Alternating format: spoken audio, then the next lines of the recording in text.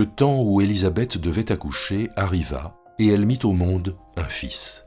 Ses voisins et les gens de sa parenté apprirent que le Seigneur avait fait preuve envers elle d'une grande compassion et ils se réjouirent avec elle. Le 8e jour, ils vinrent circoncire l'enfant et ils allaient lui donner le nom de son père, Zacharie. Mais sa mère dit « Non, il sera appelé Jean ».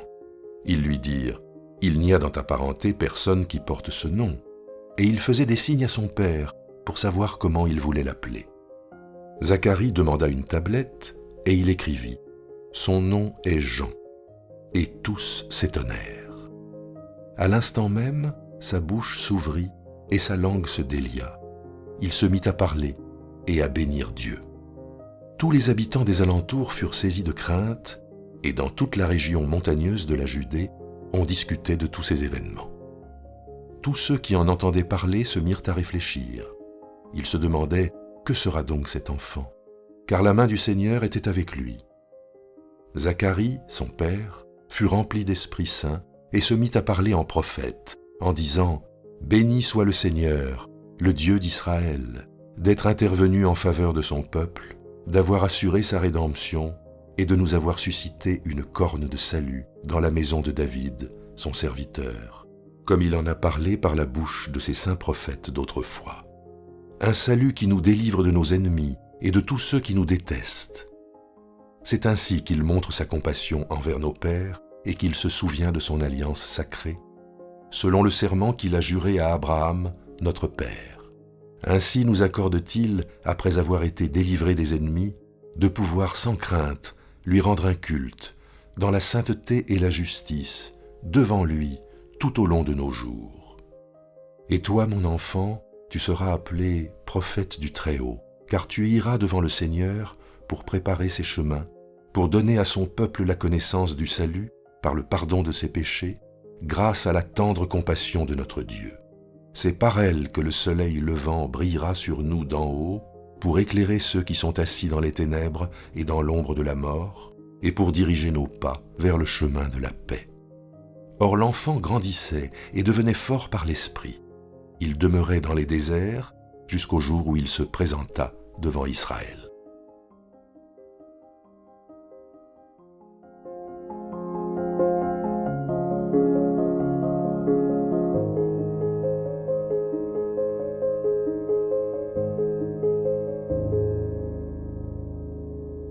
Dans l'évangile de Luc, il est dit, au moment de l'annonce de la naissance à Marie, l'ange dit à Marie que sa cousine Élisabeth est enceinte depuis 6 mois. Ça veut dire que Jean est né 6 mois avant Jésus.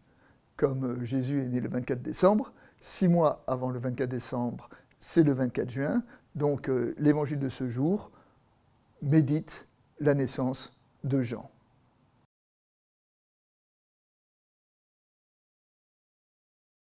Le texte nous dit que le 8e jour après la naissance, comme selon la tradition, Jean est mené à la circoncision, et c'est au moment de la circoncision que le prénom est donné à l'enfant. Alors les assistants qui sont là s'attendent à ce qu'il lui soit donné un nom qui fait référence à sa famille, qui porte le nom de son père, Zacharie, ou d'un de ses ancêtres, mais Élisabeth dit non, il faut l'appeler Jean, selon la parole que l'ange avait dite à Zacharie. Les assistants se tournent vers Zacharie, ils lui demandent de confirmer, et Zacharie confirme, c'est bien Jean qui est son nom. Alors Jean, en hébreu, ça veut dire « Dieu fait grâce ». Et Jean est le fils de Zacharie. Zacharie, c'est Dieu se souvient, et de Élisabeth, Dieu promet. Et donc Dieu fait grâce est fils de Dieu se souvient et Dieu promet, la grâce comme étant le fruit de la mémoire et de la promesse. L'enfant donc reçoit un nom qui n'est pas un nom qui vient de sa famille. C'est-à-dire que dès sa naissance, il n'est pas tant inscrit dans une descendance familiale que par rapport à sa vocation. Par rapport à sa vocation, Jean, Dieu fait grâce, annoncer la grâce, et de fait, plus tard, Jean sera prophète. Et nous voyons cela dans le Cantique de Zacharie, où dans le Cantique de Zacharie, d'une certaine manière, c'est Zacharie qui déploie ce que sera la vocation de son fils, comme l'ange le lui avait demandé. Et nous trouvons dans ce premier chapitre de l'évangile de Luc une sorte d'inversion entre le personnage de Zacharie et le personnage de Marie. Au moment où ils ont reçu l'annonce de cette naissance, d'une naissance improbable, puisque Élisabeth était trop âgée et Marie trop jeune pour avoir un enfant, souvent on oppose la réponse de Zacharie, qui a fait preuve d'incrédulité, comment cela se pourra-t-il, et qui de ce fait-là a été frappé de mutisme, à la réponse de Marie, qui a été la réponse de l'accueil de la foi, qu'il me soit fait selon ta parole. Et ce qui est assez intéressant, c'est que dans la suite du récit, il y a une sorte d'inversion entre le rôle de Zacharie et le rôle de Marie. Zacharie, qui, dans un premier temps, n'avait pas cru, a inscrit son fils dans sa vocation de prophète. Et on sait que dans la Bible, les prophètes ont rarement eu une vie facile et confortable, alors qu'à l'inverse, Marie, qui avait dit oui à l'origine, après, dans son ministère, essaiera de retenir Jésus et de le ramener à la maison. Donc on voit que si, à l'origine, Marie a mieux accepté la parole de l'ange que Zacharie, après, Zacharie a plus encouragé la vocation de son fils que ne l'a fait Marie.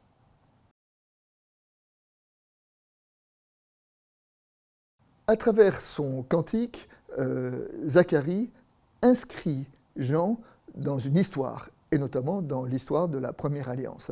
Et Zacharie relit l'histoire de la première alliance, comme souvent le font les psaumes, et c'est à travers cette relecture qu'il va inscrire ce que sera la singularité de la vocation de son fils. On peut dire qu'en cela, le personnage de Jean se situe à l'articulation entre la première et la nouvelle alliance. Et c'est cette articulation qui est posée de façon essentielle au début de l'Évangile. On peut dire en cela que le cantique de Zacharie chez Luc occupe la même place théologique que le premier chapitre de l'Évangile de Matthieu, qui est une généalogie qui va d'Abraham jusqu'à Joseph. Ces deux textes-là ont comme positionnement de vouloir être à la suture entre les deux testaments, ce qui nous rappelle cette vérité théologique mais spirituelle très forte, qu'on ne peut pas lire les évangiles, la personne de Jésus-Christ, sans l'enraciner dans une attente et dans une espérance de toute la première alliance. Zacharie dit de Jean qu'il sera prophète. Alors dans la Bible, le prophète, ce n'est pas tant celui qui prédit l'avenir comme dans le langage courant, que celui qui fait venir la parole. Le mot prophète en hébreu vient d'un verbe qui veut dire venir. C'est celui qui fait venir la parole. Et c'est ainsi d'ailleurs que dans la tradition rabbinique, les prophètes, ce sont les prophètes bibliques, Élie, Élisée, et puis Ésaïe, Jérémie, Ézéchiel, Osée, Amos et tous les prophètes bibliques. Mais les prophètes, ce sont aussi Abraham, Moïse, sont considérés comme des prophètes non pas parce qu'ils ont prédit l'avenir, mais parce qu'ils ont rendu actuelle la parole de Dieu. Et bien, c'est cette façon de dire l'aujourd'hui de la parole qui est la vocation du prophète. Autrement dit, le prophète opère un décryptage de l'histoire. C'est-à-dire, il dit où est la place, le cheminement de Dieu dans l'histoire que nous vivons. Dans son cantique, Zacharie dit à propos de Jean, « Tu iras devant le Seigneur, préparer ses chemins. » Et les 4 évangiles sont d'accord pour faire commencer le ministère de Jésus à travers la prédication du baptiseur. La prédication du baptiseur dont il est dit, il est la voix qui crie dans le désert, préparez le chemin du Seigneur. Donc, Jean prépare le chemin du Seigneur en annonçant qu'il faut préparer le chemin du Seigneur. En cela, on peut dire que Jean, comme prophète, incarne totalement la parole. Il ne fait pas que dire la parole, il vit la parole, il est la parole. On sait d'ailleurs que dans les prophètes bibliques, souvent, ils ont parlé par signes. Jérémie qui apportait un joug pour évoquer le joug qui pesait sur Jérusalem. Ésaïe qui a traversé Jérusalem nu pour évoquer le désastre qui allait arriver sur la ville. Osée qui a conduit à épouser une prostituée pour montrer, révéler les infidélités du peuple. On voit que les prophètes ont des hommes qui incarnent, qui vivent leur parole.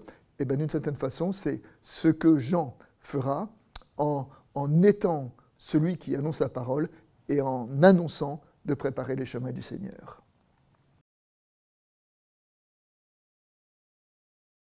Enfin, dans son cantique, Zacharie dit que la grâce est advenue, et la grâce, c'est la grâce de la délivrance. Et cette grâce de la délivrance, c'est quoi? C'est de pouvoir rendre un culte à Dieu.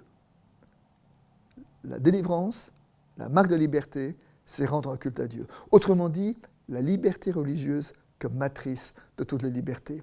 Et on retrouve là l'annonce qui a été faite à Moïse, lorsque Dieu appelle Moïse pour qu'il soit le libérateur de son peuple, et que Moïse dit « Quel signe me donnes-tu que tu m'envoies ?»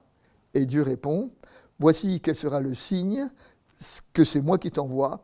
Quand tu sortiras d'Égypte, vous servirez Dieu sur cette montagne. » Donc encore une fois, la liberté comme signe, la liberté religieuse comme signe de liberté plus fondamentale.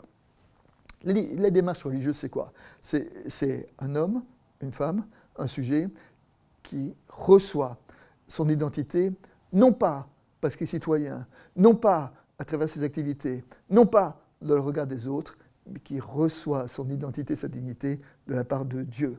Et donc, ça lui confère une liberté formidable.